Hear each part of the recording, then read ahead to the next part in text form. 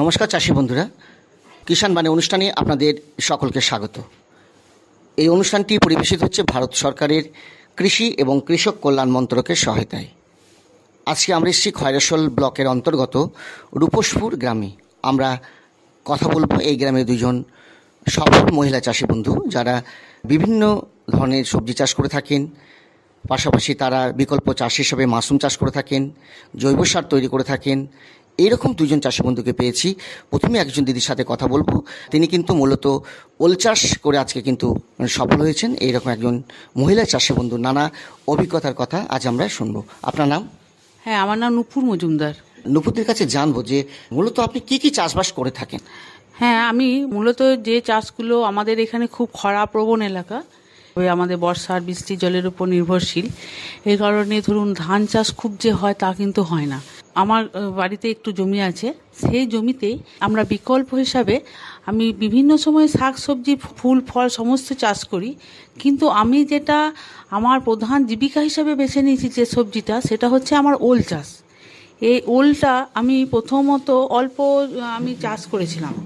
চাষ করার পরে আমি দেখেছি এক বছরে ওলটা কিন্তু বেশ বড় হয়, একটু যদি যত্ন নেওয়া যায়। এটাতে বেশি খুব যে খাটনি আছে তা নেই, এবং এটাতে প্রচুর যে জল দিতে হয় তা নেই, একটু জৈব সার ব্যবহার করা হয়, এবং এর ফলে ফলনটা কিন্তু ওলের খুব ভালো হয়। এই ওলটা আমি চাষ করার পরে আমার মাথায় আসে, এইটাকে যদি আমি নিজের জীবিকা হিসাবে বেছে নিই, তাহলে আমি এবং আমার পরিবার উপকৃত হবে। এর কারণে আমি ওলের যে বীজগুলো সেগুলো রাখি, এবং ওইটাকে মাটির মধ্যে যেটা যেভাবে চাষ করি সেটা আপনাকে বলি। মূল যেটা হচ্ছে যে আমার বাড়িতে গবাদি পশু আছে। সেই গবাদি পশুর যে গোবর সার, সেই গোবর সারটা আমার থাকে। এবারে ওই যে গর্তটা করা, ওই গর্তটা করার জন্য আমার স্বামী আমাকে সাহায্য করেন।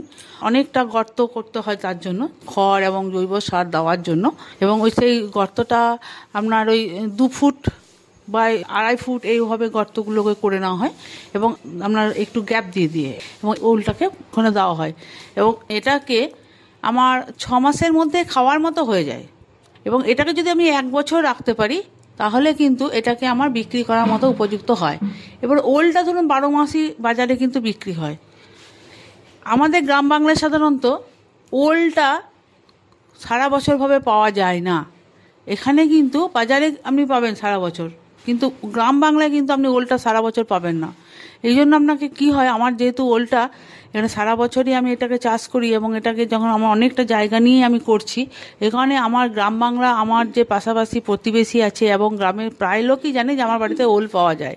এই কারণে, এবং কি যারা পাইকার আছে তারাও কিন্তু আমার বাড়িতে এসে ওল নিয়ে যান। এই ওলটা কিন্তু আমার খুব ভালোভাবে বিক্রি হয়। আমি ওলের সাথে সাথে কিন্তু আরও অনেক সবজি চাষ করি, যেমন কুমড়োটা লাগানো হয়। তারপরে ধরুন আমার ওলের ধারে ধারে কুমড়োটা বিকল্প চাষ হিসাবে, এটা আবার শীতকালেও কুমড়োটা চাষ হয়, গ্রীষ্মকালেও আমার বর্ষাকালেও যে কুমড়োটা হয় সেটাও কিন্তু আমার চাষ হয়। তার সাথে সাথে ধরুন যে জমিগুলো অল্প অল্প রয়েছে সেখানেও আমার কাঁচা লঙ্কা আছে, তারপরে আপনার টমেটো আছে, ঝিঙে লাগানো হয় গ্রীষ্মকালে। শাক বলতে কলমি শাকটা আমি ব্যবহার করি। এই যে ওল চাষটা করেছে সেটা কিন্তু জৈব সার দিয়ে একদম, আমার কোনো এখানে কিন্তু কোনো রাসায়নিক সার ব্যবহৃত হয় না। আমার বাড়িতে যেহেতু গবাদি পশু রয়েছে, এই কারণের জন্য কিন্তু আমি ওই মানে গোবর সারটা ব্যাপকভাবে এখানে কিন্তু আমি ব্যবহৃত করি। আচ্ছা, এই যে আমি দেখতে পাচ্ছি অনেক ওল গাছ রয়েছে, কিছু কিছু গাছ দেখছি শুকিয়ে আসছে, হলুদ পাতা হয়ে আসছে, সেগুলো কি তোলার সময় হয়ে এসছে? হ্যাঁ, যে গাছগুলো মরে গেছে, যেগুলো আমি ওটা বুঝতে পারি যে এই গাছটা মরে গেছে, এই ওলটা কিন্তু খাওয়া মানে ভালোই বড় হয়েছে, এবং ভালো একটা ওল আমরা ধরুন 15 কেজি 20 কেজি আমার ওজন কিন্তু হয়। মানে যেটা সব থেকে ছোট সেটা আমার 12 কেজি, বুঝলেন তো? তাহলে ওলটা আমার, এবং সব থেকে বড় আমি 30-35 কেজি ওলও কিন্তু আমার হয়। এবং এই ওল গাছে সেই ধরনের রোগ পোকার কোনো সমস্যা না, ওল গাছে কোনো কীটনাশক কোনো কিছু দিতে হয় না, কারণ এটা মাটির নিচে এটাকে যদি ঠিক মতন লাগানো হয়, এটা কিন্তু মানে এটাকে খুব বেশি করে যত্ন, বেশি পরিশ্রম করা, কোড়া খোসা করা কিচ্ছু করতে হয় না। এই কাজটা খুব সহজেই করা যায়। এই সহজ কাজটা করেও কিন্তু অর্থ উপার্জন করা যায়, এটা কিন্তু আমি বুঝে গেছি। দিদির কাছে জানবো যে আমরা দেখেছি বিভিন্ন জায়গায় যে মহিলা চাষের মধ্যে বিকল্প চাষ হিসেবে মাশরুম চাষ করেছেন, ধান চাষ করে থাকে, বিভিন্ন ধরনের সবজি চাষ করেছেন। তো এই যে ওল চাষটা আপনি হঠাৎ করতে গেলেন কেন? হ্যাঁ, ওল চাষটা আমি করতে গেলাম, আমি এক স্বনির্ভর দিদির কাছে দেখেও মানে অনুপ্রাণিত যাকে বলে সেটা আমি হয়েছি। কারণ ওই দিদিকে দেখেছিলাম যে ওই দিদি ওলের গাছ লাগিয়ে উনি সফল হয়েছেন। ওই দেখার পরে আমি ভাবলাম দেখি না আমি একটু লাগাই অল্প করে। প্রথম কিন্তু আমি যখন লাগিয়েছি ধরুন 5-7 বছর আগে, তখন কিন্তু আমার আমি যে আমি চাষবাস করব, আমি এটাকে জীবিকা হিসাবে নেব এটাও কিন্তু ভাবিনি। আমি ভেবেছিলাম আমি বাড়িতে জাস্ট মানে একটু খাওয়া দাওয়া করবো, বাড়িতেই নেব।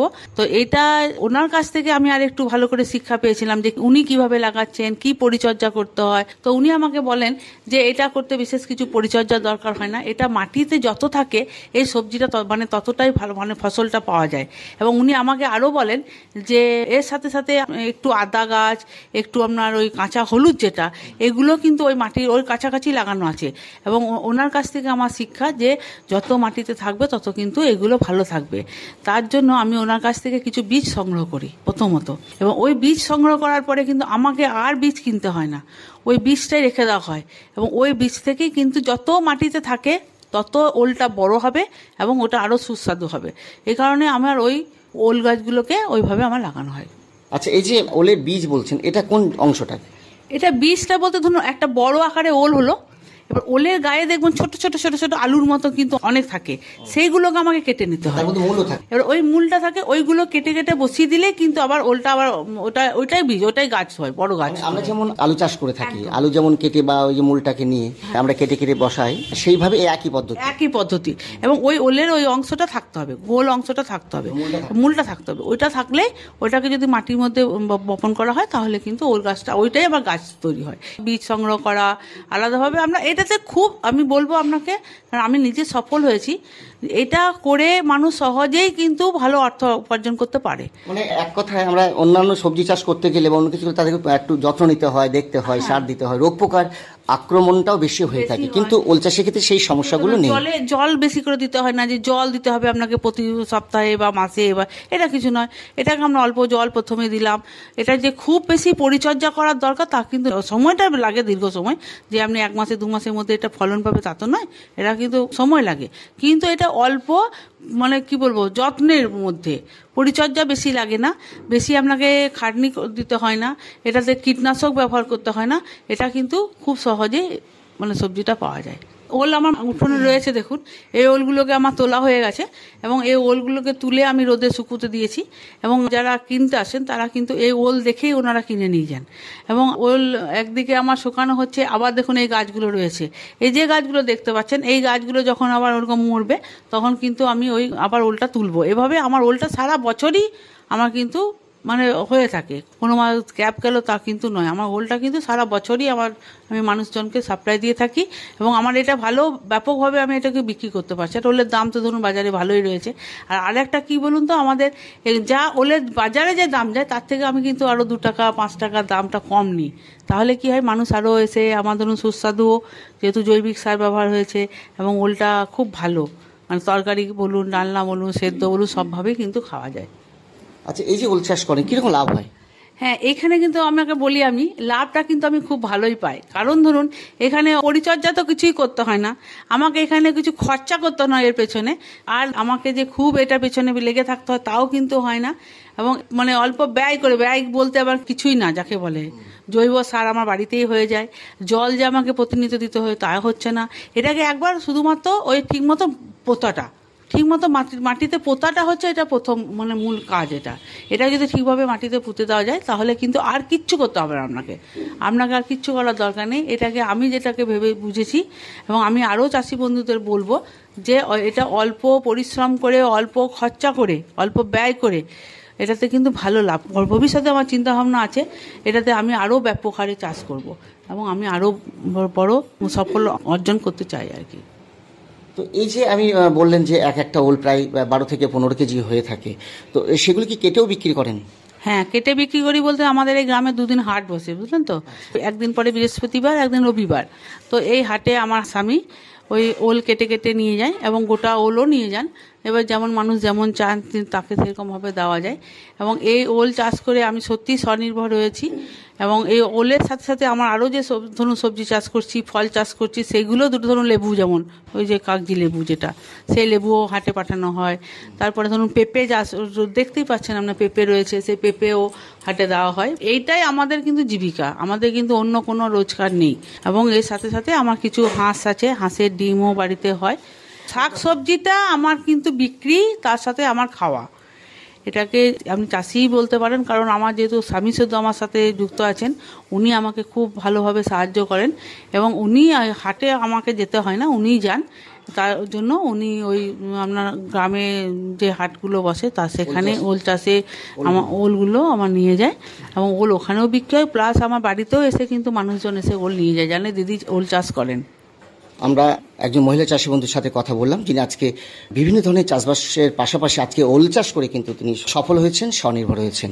আমরা কথা বলবো আরেকজন মহিলা চাষি বন্ধুর সাথে। আপনার নাম? আমার নাম কৃষ্ণা ব্যানার্জি। কৃষ্ণাদির কাছে জানবো যে কি কি চাষবাস করে থাকেন। এই যে আমাদের জমিগুলো দেখছেন, এই জমিগুলো মানে ধান চাষের পক্ষে বিশেষ উপযুক্ত নয়, ভালোভাবে ধান চাষ হয় না, সেই জন্য বিকল্প হিসাবে আমরা কিছু সবজি চাষ করে থাকি। এখানে সবজি আছে, শাক আছে, এখন চলছে গ্রীষ্মকালীন সবজিগুলো এখন চাষ করেছি আমরা। এই গ্রীষ্মকালীন সবজিগুলোর মধ্যে আছে যেমন পটল, ঝিঙে, বেগুন, কুমড়ো আছে, তারপর কিছু শাকও আছে যেমন কলমি শাক, পুঁই শাক। হ্যাঁ, তো এইগুলো আমরা চাষ করেছি। আর এগুলো চাষ করে যে আমাদের গ্রামে হাট আছে, সেই হাটেও আমরা এগুলো দিয়ে বিক্রি করে থাকি। আর আশেপাশে গ্রামের হাট হয়, সেই হাটেও আমরা এগুলো পাঠিয়ে থাকি। আপনার কাছে জানবো, এই যে বিভিন্ন ধরনের সবজি চাষ করেছেন, সেটা পুরোপুরি আপনার নিজের অভিজ্ঞতা থেকে এবং সেটা জৈব পদ্ধতিতেই চাষবাস করেন? হ্যাঁ, পুরোপুরি নিজের অভিজ্ঞতা থেকে। আর এই চাষের জন্য পুরোপুরি সারটা আমার বাড়িতেই বানানো, জৈবিক সার দিয়েই তৈরি করা হয় মাটিটা। আর এই সবজি চাষের ক্ষেত্রে আমার হাজব্যান্ডও প্রচণ্ড সাহায্য করে, যেমন কুমড়ো গাছ হলে মাচাটা তৈরি করে দেওয়া, তারপর পরিচর্যা করাতেও আমাকে অনেক সাহায্য করে। আর এইটার জন্য সার তৈরি করা হয় বাড়িতেই, আমার গবাদি পশু আছে। বিকল্পভাবে কি কোনো জৈব সার তৈরি করেন? হ্যাঁ, বিকল্পভাবে না, ওই গবাদি পশুর গোবর দিয়ে, তারপর বাড়িতে যে সবজির খোসা টোসা থাকে সেগুলো দিয়েই আমার সারটা তৈরি করে রাখি। তারপর যখন ফসল লাগানো হয় তার আগে মাটিটা তৈরি করার আগে ওই সারটা দিয়ে মাটিটা আমরা প্রস্তুত করি, তারপর বীজ রোপণ করি। বীজ কি আপনারা সংরক্ষণ করে রাখেন নাকি বাজার থেকে কিনেও নিয়ে আসেন? হ্যাঁ, সংরক্ষণও করা থাকে, তারপর বাজার থেকেও কিছু কিনে নেওয়া আসা হয়। আর এই যে চারা গাছ কি কিনে নিয়ে আসেন? হ্যাঁ, কিছুটা বাড়িতেও আমরা চারা গাছ তৈরি করি, আবার কিছুটা বাজার থেকেও কিনে নিয়ে আসতে হয় আমাদেরকে, যেগুলো বাড়িতে তৈরি করা হয় না। কিভাবে আপনি চাষবাস করেন, মানে এই যে বিভিন্ন ধরনের সবজি চাষ করেছেন, একটু জানবো যে মাটিটা কিভাবে তৈরি করেন, তারপর রোগ পোকার সমস্যা হলে কি করেন, আগাছার কোনো যদি সমস্যা হয়?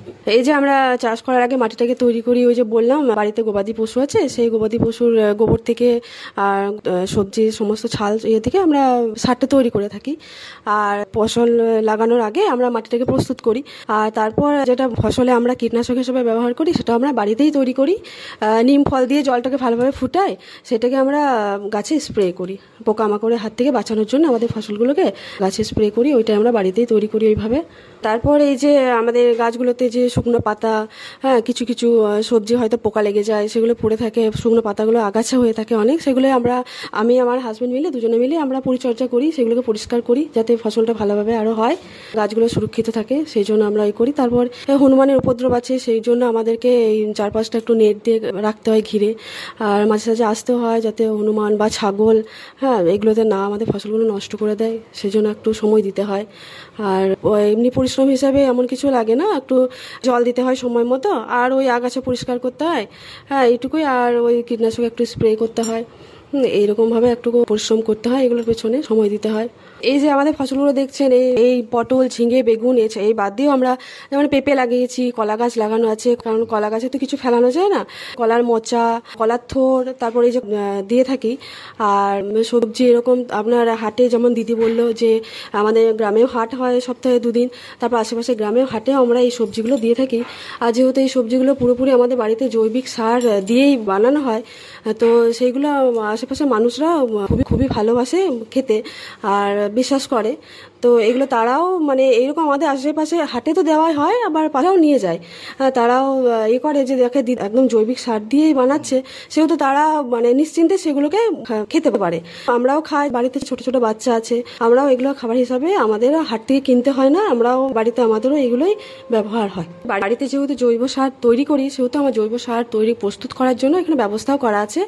যেমন আমার হাজব্যান্ড এখানে দেখছেন বড় বড় 3টে চৌবাচ্চা আছে, এই 3টে চৌবাচ্চাতেই আমার হাজব্যান্ড সারটা তৈরি করে। তারপরে এই যে অতিরিক্ত বর্ষার বৃষ্টির কারণে কিছু কিছু ফসল নষ্ট হয়েছে, তো এবার আরো একটু পরিচর্যা লাগছে, আমরা পরিচর্যা করছি। আর এই যে পেঁপে গাছ, কলা গাছ, তারপরে এই যে করলা গাছ এগুলো আছে, শশা আছে, শশা, করলা গাছ, কুমড়ো, এগুলোর জন্য মাচা তৈরি করতে হয়, সেটাও আমার হাজব্যান্ড মাচা তৈরি করেছে। তারপর লঙ্কা আছে কিছু, আবার পাশাপাশি কিছু ফুলও লাগিয়েছি আমি, পাশের জমিতে আমার ফুলও আছে দেখছেন। তো সেই ফুলগুলো তো আমাদের গ্রামের বাড়িতে অনেক মন্দির আছে, গ্রামের বাড়িতে নিত্য পুজো হয়, সেই জন্য এই ফুলগুলোও নিয়ে যায় তারা আমার কাছ থেকে। এই ফুল লাগিয়েও আমি বিশেষ লাভবান হয়েছি, আর অনেক অনুপ্রাণিত হয়েছি, অনেকে উৎসাহ দেয় এগুলো করার জন্য, যেহেতু আমরা বাড়িতে নিজেরাই পরিচর্যা করি, নিজেরাই পরিশ্রম করি, এর পেছনে আমার কোনো লোক আমার লাগানো নেই, যে আমি স্ত্রী আমরা এগুলো পরিচর্যা করি, ফসলগুলোর পেছনে আমরা সময় দিই। পাড়া প্রতিবেশীরা আমাদের দেখে অনেক অনুপ্রাণিত হয়েছে, তারপর তারাও আমাদের দেখে কিছু কিছু বাড়িতে খাওয়ার জন্য আমাদের কাছ থেকেই তারা পরামর্শ নিয়ে তারাও নিজেরাও চেষ্টা করছে। তারাও তাদের জমিতে, যেহেতু এই জমিগুলো তো আমাদের ধান চাষের পক্ষে বেশ উপযুক্ত না, তো সেই জন্য তারা ভাবছে যে আমরাও এই ফসল ফলিয়ে যদি কিছুটা লাভবান হতে পারি বাড়িতে খাওয়ার জন্য, আমরা কিভাবে সার তৈরি করি আমাদের কাছ থেকে তারা সব পরামর্শ নেয়। তো এই ব্যাপারে আমরা খুবই উৎসাহিত হয়েছি, পাড়া প্রতিবেশীর কাছ থেকেও বা আশেপাশে গ্রাম থেকেও তারা আমাদেরকে খুবই উৎসাহিত করেছে। এবার আমার দেখছেন আমার বিভিন্ন প্রকারের কলা গাছ আছে, যেমন ধরুন কাঁচকলা, তারপরে এই যে দেশি কলা, পুজোর যে দেশি কলাটা হয় সে দেশি কলা আছে, সিঙ্গাপুরি কলা আছে, বর্তমান কলা আছে। এই কলা চাষ করার জন্য বেশি যে খুব পরিচর্যা লাগে তাও না, একটু আধটু পরিচর্যার মধ্যেই হয়ে যায়। তারপরে এই কলা গাছের মানে সমস্ত অংশটাই কাজে লাগে, যেমন ধরুন কলা গাছের পাতা অনেক পুজোর ক্ষেত্রে কাজে লাগে, কলা গাছ কাজে লাগে, তারপর কলার যে থোড় সেটাও আমাদের খাওয়ার কাজে লাগে, তারপর কলার মোচা, কলা গাছে সব অংশটাই কাজে লাগে কলা গাছে। এই কলা গাছটা আমরা লাগিয়েও প্রচন্ড উপকৃত হয়েছি এবং এখান থেকে অনেক টাকা বা রোজগারও করতে পারছি। হ্যাঁ, এখান থেকে আমাদের অনেক টাকা রোজগার হয়, আমার মানে ব্যয় বেশি করতে হয় না, আর এটা একটু ব্যয়ের থেকে বেশি হয়। দিদির কাছে তো জানলাম যে জৈব পদ্ধতিতে তিনি বিভিন্ন ধরনের সবজি চাষ করেছেন, আজকে তিনি স্বনির্ভর হতে পেরেছেন। আবার নপুদির কাছে আমরা চলে আসবো, নপুদির কাছে জানবো যে আপনারা তো স্বনির্ভর দল করেন, সেখান থেকেও কিন্তু এই কাজগুলো আপনারা করে থাকেন, চাষবাস। হ্যাঁ, স্বনির্ভর দল থেকেই আমরা এগুলো আরও অনুপ্রাণিত হয়েছি। যেহেতু স্বনির্ভর দলে আমরা 10 জন মহিলা আছি, আমি প্রথমে তো একজন স্বনির্ভর দলের দিদির কাছে অনুপ্রাণিত হয়েছিলাম, তারপর আমি নিজেরও দল তৈরি করেছি। ওই দিদি যেটা আপনাকে সবজি চাষ করেন বলেন, ওনারও দল আছে, এবং এই স্বনির্ভর দলের আমরা গোষ্ঠী মিলেই কিন্তু আবার এটাকে আরও বড় আকারে চাষবাস করার আমাদের পরিকল্পনা রয়েছে। ব্লকের সাথেও আমরা কথা বলছি এই বিষয়ে, এবং আমরা যে 10 জন মহিলা রয়েছি, এই 10 জন মহিলাই কিন্তু বাড়িতে আমরা সবাই মিলে এইভাবে চাষবাস করছি। কিন্তু আমি এখন বড় আকারে করে ফেলেছি, আমার একটা 5-7 বছর যেহেতু হয়ে গেছে, এই কারণে আমি এটাকে আরো মানে একটু বড় হয়েছে, বড় মানে বিশাল বড় কিছু হয়নি, কিন্তু নিজের পরিবারটাকে চালানোর মতো এখন আমি মানে স্বনির্ভর হয়েছি। এবং আমি আরও স্বনির্ভর দলকে বলবো যে তারাও যেন এইভাবে যদি চাষবাসটা করে, তাহলে কিন্তু তারাও স্বনির্ভর হতে পারবে। কারণ ওল চাষ, কলা চাষ এইগুলোতে কিন্তু বেশি পরিশ্রম করতে হয় না, বেশি খরচা করতে হয় না, এই জন্য এগুলো কিন্তু অল্প পরিশ্রম করে অল্প খরচা করেও কিন্তু স্বনির্ভর হওয়া যায়, এটা আমরা কিন্তু বুঝেছি, আমরা দলকেও বুঝিয়েছি। খুব ভালো লাগলো আপনাদের সাথে কথা বলে। আমরা কথা বললাম 2 জন মহিলা চাষি বন্ধুর সাথে, যারা বিভিন্ন ধরনের চাষবাস করে থাকেন। পাশাপাশি একজন মহিলা চাষি বন্ধু ওল চাষ করে সফল হয়েছেন, আর একজন মহিলা চাষি বন্ধু বিভিন্ন ধরনের সবজি চাষ করে তিনিও কিন্তু আজকে সফল হয়েছেন, স্বনির্ভর হয়েছেন। এতক্ষণ এই অনুষ্ঠানটি শুনলেন ভারত সরকারের কৃষি এবং কৃষক কল্যাণ মন্ত্রকের সহায়তায়। সকলকে ধন্যবাদ জানিয়ে আজকের মতন আমাদের এই কিষাণ বাণী অনুষ্ঠান শেষ করছে।